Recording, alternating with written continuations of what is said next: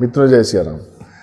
मित्रों आइए आज हिंदू जीवन ज्ञान चैनल में सबसे पहले शुरू करते हैं कि भाद्रपद में और आश्विन महीने में, जिसको कुआर कहते हैं, मतलब सितंबर के महीने में, चूँकि भादो भी आएगा और कुआर भी आएगा, तो इन दोनों में पड़ने वाले व्रत और त्यौहार की भी बातें कर लेते हैं। तो मित्रों आइए सबसे पहले आपको बताएं कि इस महीने भादो में जो एकादशी पड़ेगी कृष्ण पक्ष की, उसको हम लोग अजय एकादशी कहते हैं, प्रबोधनी एकादशी भी कहते हैं। मित्रों प्रबोधनी एकादशी का महत्व इसलिए है कि एक तो यह भाद्रपद के कृष्ण पक्ष का एकादशी है, दूसरा कि इस एकादशी को सबसे पहले किसने किया था, और यह कथा आपको बताएगी कि इस एकादशी को करने से आपको क्या पुण्य फल प्राप्त होंगे। मित्रों आपको पता होगा कि राजा हरिश्चंद्र ने सब कुछ विश्वामित्र जी को सपने में दान कर दिया था, और दूसरे दिन जब वो राजमहल में बैठे तो विश्वामित्र जी का आगमन हुआ और विश्वामित्र ने कहा कि राजन, तुमने तो सब कुछ मुझे दान कर दिया है, फिर तुम क्यों इस आसन पे बैठ रहे हो। तो विश्वामित्र जी के इतने कहने पे राजा हरिश्चंद्र अपनी पत्नी के साथ और अपने पुत्र के साथ महल छोड़कर जाने लगते हैं। तो विश्वामित्र कहते हैं कि इन राजसी वस्त्रों पर भी मेरा ही अधिकार है। तो राजा हरिश्चंद्र राजसी वस्त्रों का भी त्याग करते हैं और साधारण वेशभूषा में अपने महल से निकल जाते हैं और कहीं काम करने का प्रयास करते हैं, लेकिन मित्रों उनको कोई काम मिल नहीं पाता। अंत में उनकी पत्नी जो है एक सेठ के यहाँ नौकरानी का कार्य करती हैं और खुद को राजा हरिश्चंद्र जो है शमशान में चांडाल के हाथों बेच देते हैं। और मित्रों आपको जान के बहुत आश्चर्य होगा कि शमशान कर लगता है, और उसके लिए राजा हरिश्चंद्र को जो डोम राजा थे उन्होंने कह रखा था कि भाई जो भी लाश आए बगैर शमशान कर लिए तुम उसका संस्कार नहीं होने दोगे। तो इस तरह से दिन बीतने लगा। एक दिन राजा हरिश्चंद्र की पत्नी अपने पुत्र को लेकर आई, क्योंकि उनके पुत्र रोहितासु को सर्प ने डस लिया था और उनकी मृत्यु हो गई थी। तो मित्रों इसको यहाँ रोकते हैं, थोड़ी देर आपको एक बात बताते हैं कि जब राजा हरिश्चंद्र चांडाल का काम कर रहे थे तो गौतम ऋषि उधर से गुजर रहे थे और उन्होंने राजा हरिश्चंद्र को कहा था कि तुम जो है प्रबोधनी एकादशी करो, अगर तुम प्रबोधनी एकादशी करते हो तो इन कष्टों से मुक्ति मिल जाएगी। और राजा हरिश्चंद्र ने इसी भादो के महीने में कृष्ण पक्ष के एकादशी में ये प्रबोधनी एकादशी शुरू किया था। मित्रों जैसे ही 3-4 एकादशी हुआ, राजा हरिश्चंद्र को फल मिलने का समय आ गया और उनके पुत्र को लेकर उनकी पत्नी पहुंच गई शमशान में। लेकिन राजा हरिश्चंद्र ने कहा कि बगैर शमशान कर दिए मैं तुम्हारे पुत्र का संस्कार नहीं कर सकता। तो जो राजा हरिश्चंद्र की पत्नी थी उन्होंने अपने आंचल का कोर फाड़ कर राजा हरिश्चंद्र को दे दिया कि यह लीजिए शमशान कर। मित्रों इतना कष्ट देवताओं से भी देखा नहीं गया, और प्लस इधर एकादशी का फल जागृत होने का समय आ गया था। तो पुष्प वृष्टि होने लगी आसमान से और सारे देवी देवता धरती पर प्रकट होकर राजा हरिश्चंद्र की जय जयकार करने लगे और उनको कहा कि आपसे बड़ा सत्यवादी कोई इस धरती पर नहीं है। और आपको यह बता दो मित्रों कि काशी में जिस चांडाल ने खरीदा था राजा हरिश्चंद्र को, वो साक्षात शिव थे। तो इस तरह राजा हरिश्चंद्र को बहुत ही कृपा प्राप्त हुई और अजय एकादशी का, प्रबोधनी एकादशी का बहुत फल मिला। मित्रों भाद्रपद महीने में जो दूसरा सबसे महत्वपूर्ण दिन है वो है अमावस्या का। इसको कुशोत्पाटनी अमावस्या कहते हैं। इस दिन जो कर्म कांड कराने वाले ब्राह्मण होते हैं वह कुसा नामक घास को उखाड़ कर ले आते हैं और वर्ष भर उसका प्रयोग करते हैं। मित्रों इसके अलावा जो आपको सबसे महत्वपूर्ण त्यौहार पड़ने जा रहा है भादों में, वह है हरितालिका तीज का। तीज इसलिए क्योंकि भाद्रपद के शुक्ल पक्ष के तृतीया तिथि को होती है, लेकिन हरितालिका इसलिए क्योंकि पार्वती जी से संबंधित कथा है और हरित मतलब अपहरण होता है। और चूंकि इस कथा में आप देखेंगे कि उनकी सखियों ने अपहरण करके पार्वती जी को ले गई थी, इसलिए हरितालिका नाम पड़ा। तो मित्रों आइए जानते हैं पूरी कथा क्या है। हिमालय जो है वो पार्वती जी जो हैं वो हिमालय राज की पुत्री थी, और नारद जी जो हैं एक बार पहुँचे हिमालय राज के पास कि आप अपनी पुत्री का विवाह जो है वो विष्णु भगवान से कर दीजिए। जैसे ही पार्वती जी को यह बात पता लगती है कि विष्णु जी से हमारी शादी हो रही है, तो वो बहुत दुखी हो जाती हैं क्योंकि वो शिव जी से विवाह करना चाहती हैं। और अन्न जल सब त्याग देती हैं। तब उनकी सखियां पूछती हैं कि तुम क्यों परेशान हो। तब उन्होंने सारा वृतांत सुनाया उनको कि ऐसी ऐसी बात है, नारद जी आए थे और हमारा विवाह जो है वो विष्णु जी से तय किया गया है। तो सखियां कहती हैं चलो मैं तुम्हें हरण करके ले चलती हूँ ऐसे जंगल में जहाँ तुम्हारे पिता नहीं पहुँच पाएंगे। इस तरह पार्वती जी को उनकी सखियां ले जाती हैं और पार्वती जी वहाँ जाकर घोर तपस्या करती हैं। और तीज के दिन, मतलब जो हरितालिका तीज जिस दिन पड़ता है, मतलब भाद्रपद के शुक्ल पक्ष के तृतीया तिथि को, उस दिन शिवलिंग का स्थापना करती हैं और शिवलिंग की पूजा करती हैं, बहुत ही घोर तपस्या करती हैं। इस तरह शिव जी का आसन जो है वो आंदोलित हो उठता है और शिव जी प्रकट होते हैं पार्वती जी के सामने और कहते हैं कि ठीक है, आप बताओ देवी आपकी क्या अभिलाषा है। तो वो कहती है मैं आपसे विवाह करना चाहती हूँ। तो शिव जी उनसे गंधर्व विवाह करते हैं और कैलाश को चले जाते हैं। सुबह जब पार्वती जी स्नान कर रही होती हैं सरोवर में, तो उनके पिता पहुँच जाते हैं और पूछते हैं पुत्री तुम कहाँ चली गई थी। तो पार्वती जी सारा वृतांत कह सुनाती हैं। और इस तरह हिमालय राज जो है पार्वती जी को अपने घर लेकर आते हैं और शिव जी के साथ विधिवत विवाह करते हैं।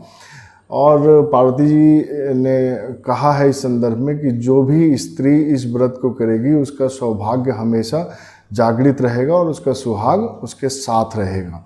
तो यह थी मित्रों हरितालिका व्रत की कथा। अब जो भादों में आपको सबसे महत्वपूर्ण त्यौहार जो पड़ने जा रहा है वह है गणेश चतुर्थी का। मित्रों भाद्रपद के शुक्ल पक्ष की चौथ को गणेश चतुर्थी का व्रत किया जाता है। प्रातः गणेश जी की मूर्ति बनाकर श्रद्धावनत ही उनकी पूजा करनी चाहिए। पूजा के समय मोदक का भोग लगाना चाहिए। हरित दुर्वा मतलब घास दुर्वा जो है उसकी 21 अंकुर लेकर उनको दो दो कर गणेश जी को चढ़ाना चाहिए।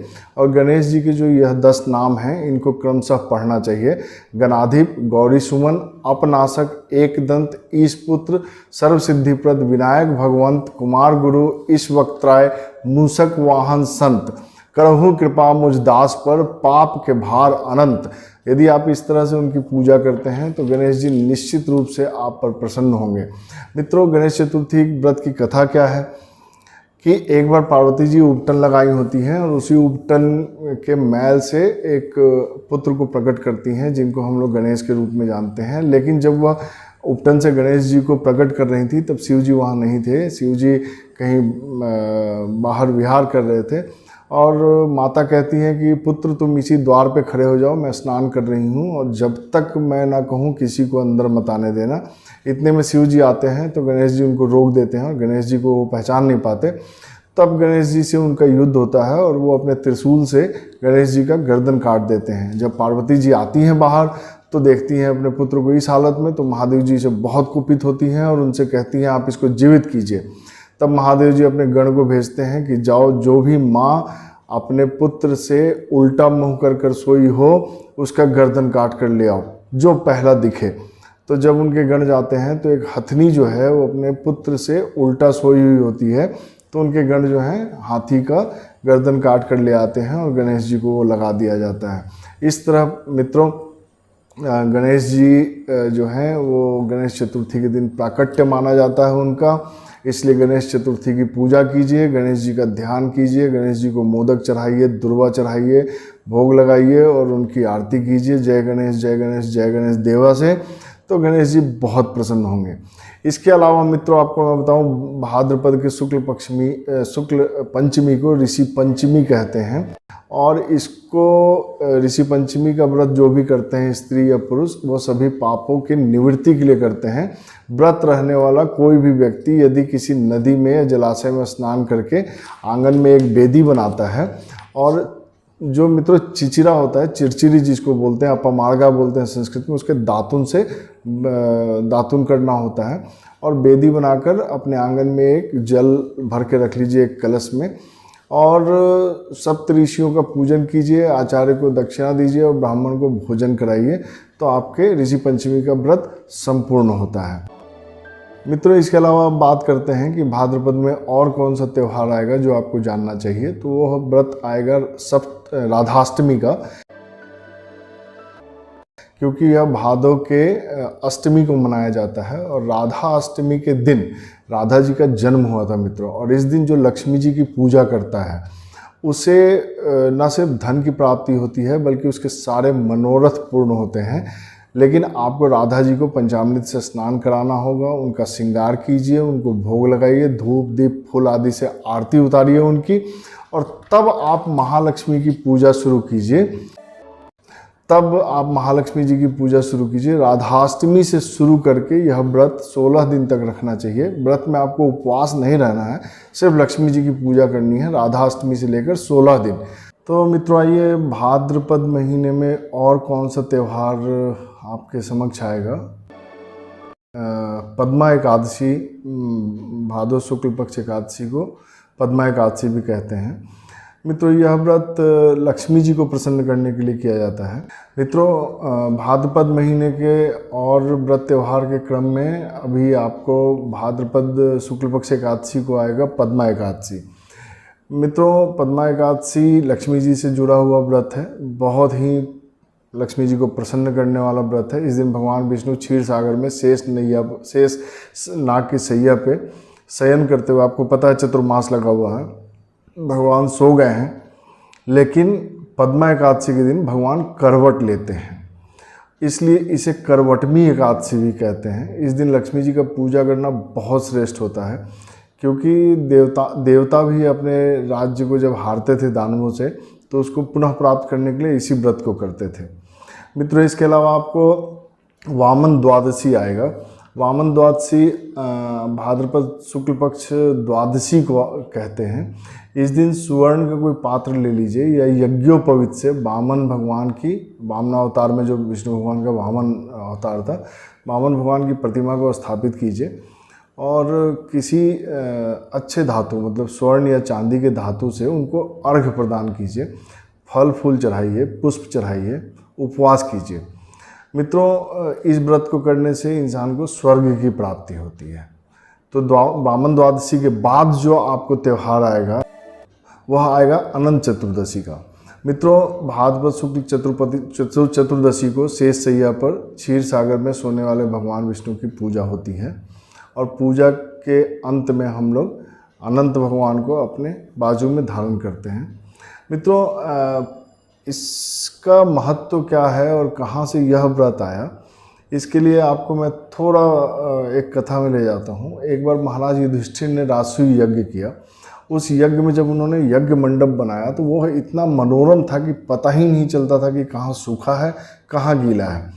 तो इसी राजसूय यज्ञ में कहीं से दुर्योधन भी आ गए, और दुर्योधन जब उस यज्ञशाला में आए तो उन्होंने गीले जगह पे, उनको लगा कि यह सूखा जगह है, तो उन्होंने पैर रख दिया, और जहाँ सूखा था वहाँ उन्होंने गीला समझ के अपनी धोती उठा ली।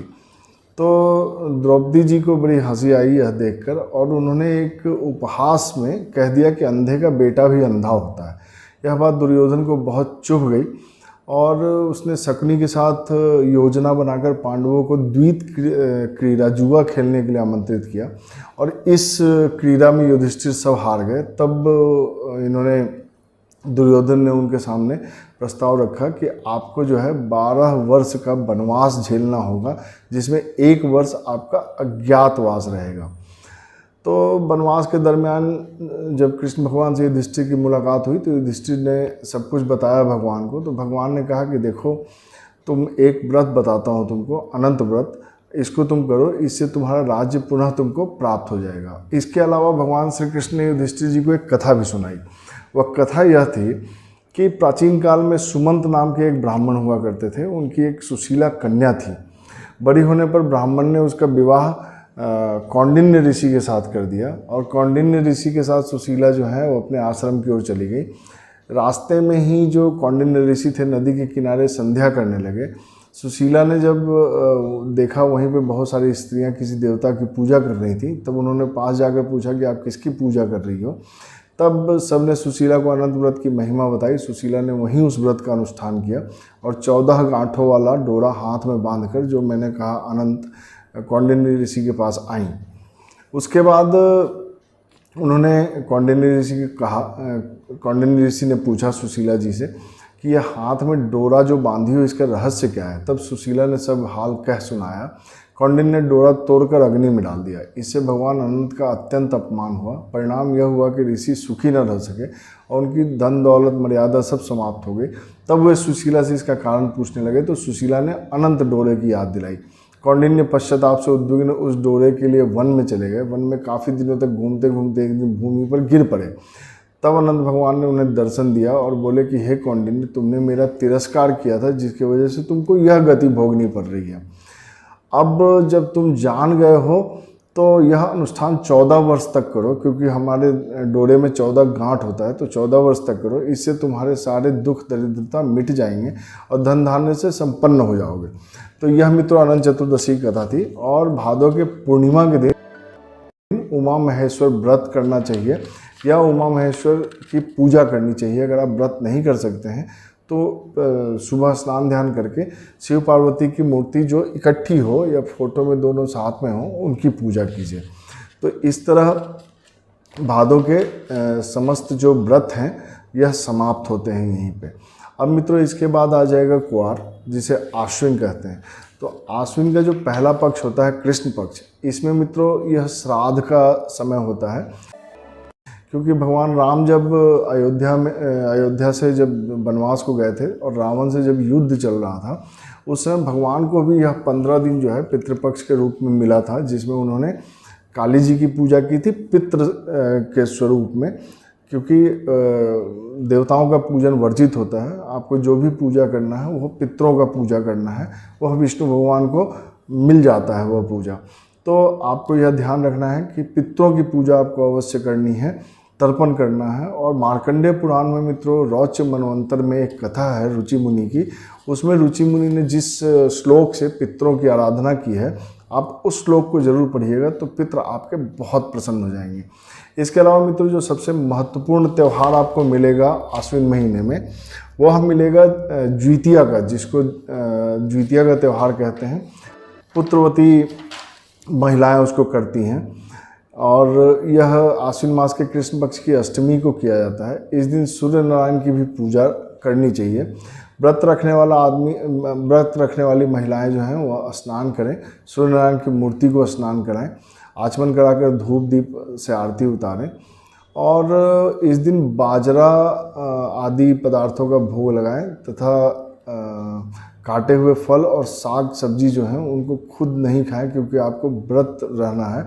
और हो सके तो उस दिन साग सब्जी को काटिए भी मत, नहीं तो संतान पे बुरा असर पड़ता है। इस व्रत को करने से जिनके पुत्र न हो उनको पुत्र भी होते हैं और जिनके पुत्र हैं उनके पुत्र जो हैं वो दीर्घायु होते हैं। बच्चों का मरण दोष दूर हो जाता है। मित्रों क्या है कथा इसके पीछे? एक समय की बात है जब भगवान श्री कृष्ण द्वारकापुरी में निवास करते थे। उसी समय एक ब्राह्मण भी द्वारिका में रहते थे। उनके 7 पुत्र काल के गाल में बचपन में ही जा चुके थे। इस दशा को देखकर वह ब्राह्मण बहुत दुखी रहने लगे। एक दिन भगवान श्री कृष्ण के पास गए और कहने लगे कि हे प्रभु, आपके राज्य में आपकी कृपा मुझे प्राप्त नहीं हो रही है। मेरे 7 पुत्र हुए परंतु कोई जीवित न रह सका, क्या कारण है? यदि आप अपने राज्य में मुझे दुखी नहीं देखना चाहते हैं तो कोई उपाय बताइए। तब भगवान ने कहा कि हे ब्राह्मण सुनो, इस बार तुम्हारा जो पुत्र होगा उसकी उम्र 3 वर्ष की है। उसको उम्र बढ़ाने के लिए तुम भगवान सूर्य नारायण की पूजा के दिन आने वाले पुत्र जीवी व्रत को धारण करो, जिसे जीवित पुत्री का व्रत कहते हैं। इससे तुम्हारे पुत्र की आयु बढ़ेगी। ब्राह्मण ने वैसा ही किया। जब वह सब परिवार हाथ जोड़कर खड़ा होकर विनती की श्री कृष्ण का, तो कृष्ण भगवान की कृपा से सूर्य का रथ वहीं रुक गया। ब्राह्मण की विनती से सूर्य भी प्रसन्न हुए और अपने गले से एक माला ब्राह्मण पुत्र के गले में डाल दी और आगे चले गए। थोड़ी ही देर में यमराज उस ब्राह्मण पुत्र के प्राण लेने के लिए जब आए, यमराज को देखकर ब्राह्मण और ब्राह्मणी कृष्ण जी को झूठा कहने लगे कि आपने तो कहा था कि यह व्रत करो तो तुम्हारी संतान नहीं मरेगी, लेकिन यमराज कैसे आ गए हमारे पुत्र का प्राण हरने। तो इतने में क्या होता है कि भगवान कृष्ण इसे अपना अनादर जानते हैं और तुरंत सुदर्शन चक्र लेकर आते हैं और बोलते हैं कि इस माला को यमराज के ऊपर डाल दो। इतना कहते हैं ब्राह्मण उस माला को उठाने लगते हैं। यमराज डरकर वहाँ से भाग खड़े होते हैं, लेकिन यमराज की जो छाया है वह वहाँ खड़ी रहती है। उस फूल की माला को छाया के ऊपर फेंक दी। जिसके फलस्वरूप वह छाया शनि के रूप में आकर भगवान श्री कृष्ण की प्रार्थना करने लगे। भगवान कृष्ण को शनि के ऊपर दया आ गई और पीपल के वृक्ष पर रहने के लिए उन्होंने उनको आदेश दिया। तब से शनि की छाया पीपल के वृक्ष पर निवास करने लगी। इस प्रकार भगवान श्री कृष्ण ने उस ब्राह्मण की उम्र बढ़ा दी। इसलिए हे भगवान, जिस तरह आपने उनके लड़के की उम्र बढ़ाई थी, उस तरह हमारे लड़के की भी, हमारे पुत्र की भी आयु बढ़ाइए। इस तरह कहकर कोई भी महिला या पुरुष जीवित पुत्री का व्रत को कर सकते हैं। तो इस तरह भाद्रपद और आश्विन के कृष्ण पक्ष के व्रत संपूर्ण हुए।